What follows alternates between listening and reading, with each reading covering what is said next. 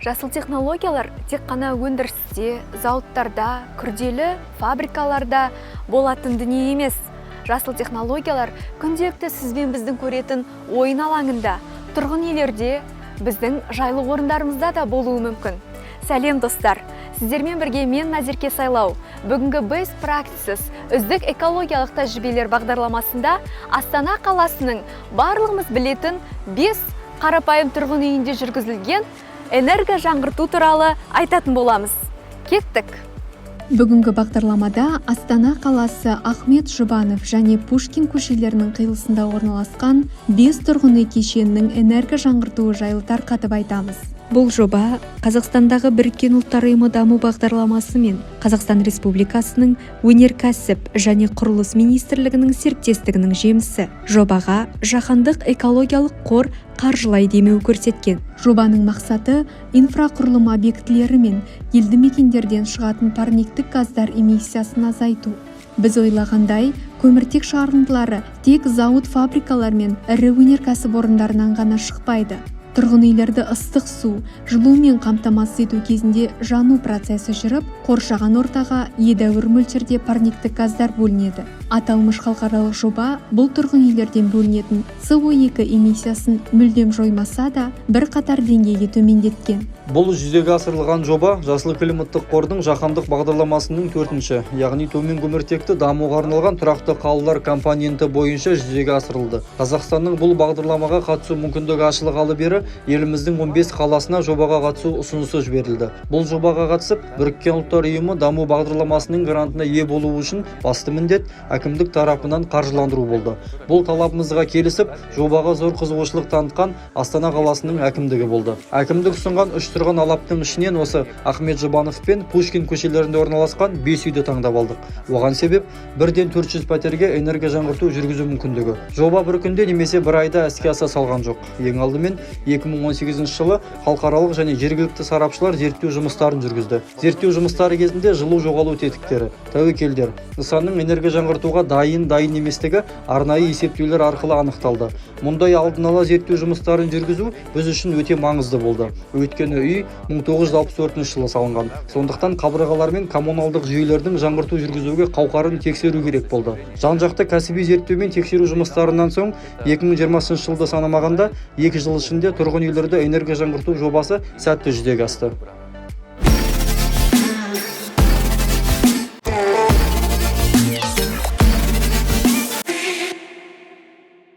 Құрметті көрермендер, мен қазір Ахмет Жұбанов 3/1 үйінің астыңғы жертөлесінде тұрмын. Біз бұл жерде температура 30 градустан асады, өте ыстық. Өйткені мына жерде бізде үйді ыстық сумен қамтамасыз ететін жүйемен танысамыз. Мен сіздерге айта кеткенімдей, бүгінгі біздің бағдарламамыз үйдің электр жылу жаңғыртуына арналады. Бұл үй 1964 жылы салынған. Соған орай, бұл жердің жылу жүйесі де, ыстық су, суық су жүйесі де ескірген еді. Осы Біріккен Ұлттар ұйымы даму бағдарламасының грантынан кейін және Астана қаласы әкімдігінің бірлескен жұмысынан кейін бұл үйдің толық жылу жүйесі, ыстық су жүйесі жаңартылып, жаңа технологияларға сай, заманауи талаптарға сай болып өзгертілді. Ал ол жасыл технологияларға қандай қатысы бар? Экологияға, жасыл экономикаға қандай қатысы бар? Қазір барлығын түсіндіріп берем. Мінеки, мына жерде көріп тұрған мына құбырлардың барлығы осы тұтас үйге, яғни 80 пәтерге. Ал бұл жасыл технология, бұл жүйе жалпы, бұл Жұбанов Пушкин көшесі қиылысындағы 5 үйге орнатылған. 5 үй, әр пәтерде 80 пәтерден 400 пәтерге осы жылу жүйесі, ыстық су жүйесі орнатылды. Енді қараңыздар, мына жерде бізде жылу алмастырғыштар 2 деңгейден тұрады. Бұл бірінші деңгей және мынау екінші деңгей. Бұл жерде жылу бөлініп, жылу алмасу процесі жүреді. Ал мына құбырларда мына жүйе осы құбырларды басқарып отырады. Қарапайым тілмен айтқан кезде осында температура өлшеніп, температура қажетті деңгейге сай беріліп отырады. Және ыстық су үздіксіз тұрғындарды ыстық сумен қамтамасыз етілуге мүмкіндік береді осы жылу жүйесі. Бұның барлығы соңғы талаптарға сай құбырлармен, техникалармен, жабдықтармен жабдықталған. Бұл осы бағдарламаның бір игіліктерінің бірі. Ал енді осы парниктік газдарды шығаруға бізге азайтуға мүмкіндік беретін жылу жүйесі туралы айтамыз. Үйдің негізгі өзегі Астана қаласы тұрғындары үшін өте маңызды критерийлердің бірі жылу жүйесі туралы айтайын. Бұған дейін бұл бағдарлама қабылданып, осы жаңғыру жүргенге дейін жылу жүйесі ескі жүйемен қамтамасыз етілген еді. Ол қалай жүретін еді? Ол белгілі бір датаға орай, белгілі бір күнге орай маусымдық жылу жүйесі, яғни далада ауа райы қандай екеніне қарамастан, ол кезеңге қандай жылу жүйесі орнатылды, бекітілді, солай жүретін еді. Ал осы жаңа жүйе орнатылғаннан кейін күн суытып жатса жылу қосылады, ал күн жылынып жатса жылу сөндіріледі. Ал оның күн жылытып ысығанын қалай білуге болады? Далада арнайы қоршаған ортаның сигналдарына реакция беретін сондай қондырғылар орнатылған. Сол қондырғылар осы жылу жүйесіне сигналдар беру арқылы жылу жүйесі, ақылды жылу жүйесі даладағы температураға орай тұрғын үйлерге жылу таратады. Мінекей осы екі құрылғы бойынша жылу барша пәтерге, барша үйге тарайды, ал оның негізгі миы мына жерде орналасқан. Міне, қазір мен сіздерге ашып көрсетейін. Мына жүйеде осы компьютер швейцариялық технологиямен жасалған. Осы компьютер бүкіл үйге жылудың толыққанды, бірдей, дұрыс әрі қажет мөлшерде таратылуына жауап береді. Энергетикалық тиімділікті арттыруда тек жылу және ыстық судың құбыр жүйесін жаңарту ғана емес, өндірілген жылу энергиясын сақтау да аса маңызды. Бағдарламамыздың нысаны болған аталмыш тұрғын алабында жобаға дейін жылу жоғалту да өткір мәселелердің бірі болған.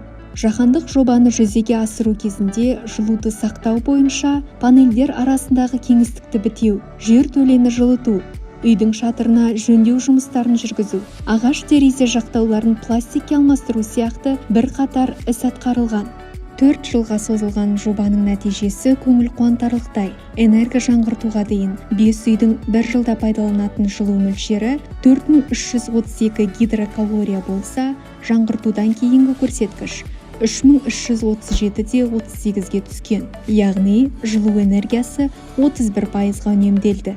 Электр энергиясын үнемдеуде ауыз толтырып айтарлықтай. Жобаға дейін 5 тұрғын үй сағатына 32267 киловатт сағат электр энергиясын тұтынса, энерго жаңғыртудан соң 9270 киловатт сағат электр энергиясы жұмсалып, жалпы үнемдеу 71%-ға жеткен. Жалпы төмен көміртекті деңгейде дамуға арналған тұрақты қалалар бағдарламасының арқасында тұрғындардың жылу және электр қуатына төлейтін ақысы 40%-ға төмендеген.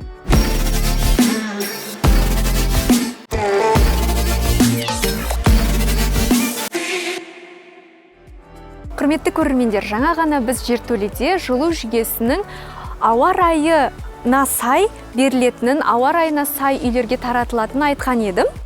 Енді ол ауа райын қайдан біледі, ол немен сезеді деген сұрақ туындауы мүмкін сіздерде. Мінекей, мына құрылғылар арқылы ауа райының жағдайы өлшеніп, осы құрылғы жылу жүйесіне қажетті дабылдарды, сигналдарды беріп отырады. Бұл құрылғылар әдейі көлеңкеге қойылады, өйткені тұрғын үй кооперативі өкілінің айтуынша, күнге қойылса, егер мынандай күн түсіп тұрған жерге қойылса, ол жылу жүйесіне қате ақпарат беруі мүмкін. Ал жылу жүйесіне температура, сырттағы температура бойынша дәл ақпарат берілу үшін осылай құрылғылар көлеңкеге орнатылуы керек екен.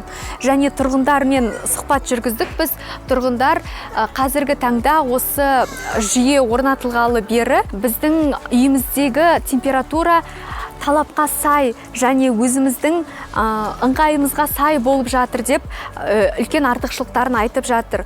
Мысалы, күн ыстық болып тұрып, бірақ жылу жүйесі ыстық болып тұрса, әрине адамның мазасы қашып, оның денсаулығына зиян келеді.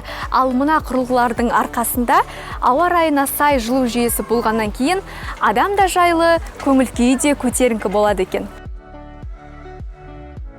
Жаңғырту бағдарламасынан соң үйіміздің ішкі құрылымы да, сыртқы қасбеті де айтарлықтай жақсарып қалды. Жертөле, жылу, ыстық су жүйесі жаңартылып жатқан соң тұрғындарда қарап қалмай, өз күшімізбен подъездерге жөндеу жұмыстарын жүргіздік. Әрине, басында бағдарламаның игілігін түсінбей, жаңғыртуға қарсы тұрғындар болды. Бірақ бірлескен жұмыстың арқасында 100% тұрғындардың келісімін алып, міне қазір жобаның қызығын көріп отырмыз.